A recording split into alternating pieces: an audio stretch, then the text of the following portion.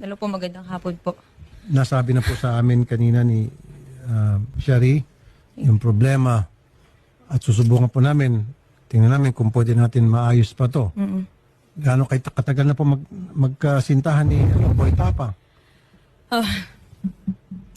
Start po nung December 13.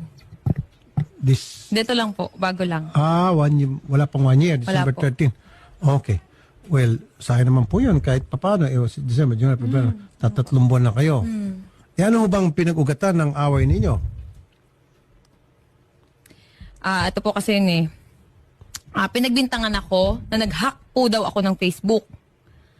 Nahinak ko daw po yung Facebook, which is nung isang gabi po, akala niya hinak ko yung Facebook niya, pero lahat po ng Facebook nag-log out. Nag-message siya sa akin na ipapatulpo daw po niya ako. Okay. Ngayon, yung conversation na yun, syempre naaligaga ako. Ngayon, pinost ko. Pinost ko po yung convo na ipapatulpo ko. Tapos, bigla na lang siyang nag-live sa Facebook niya. Nagsalita po siya ng mga kasiraan about sa akin. Katulad po ng walker ako, magulang ko po, adik, may matanda daw po ako. Yun po yung mga sinabi niya sa akin sa live.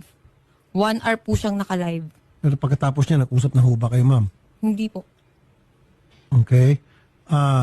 Hindi mo natanong sa kanya, ba't niya nagawa yun? Wala ba siya yung pagsisisi or pag nag-post later on na bakit niya nagawa yun o hindi ba siya nag-reach out at gusto makipagbati? Wala po eh. Bakit siya pang magpapatulpo Ayun nga po eh. Hindi ko maintindihan bakit ako pa ipapatulpo kasi may ebidensya daw po siya na pinapahack ko yung account niya, yung Facebook niya. anong ebidensya pong hawak niya? Hindi ko po alam. Nung gabi po yun, lahat yun nag-log out yung Facebook.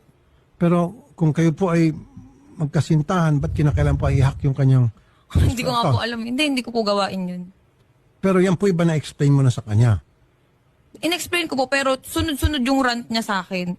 Sinasabihan niya pa ako ng bad words na, ulul ka, alam ko ikaw may gawa nito. Pero, nung time na po yun, lahat ng Facebook nag-log out. Okay. At ito naman, ito. Nagkaroon po talaga ng down po ang meta po nung araw po na yun. Facebook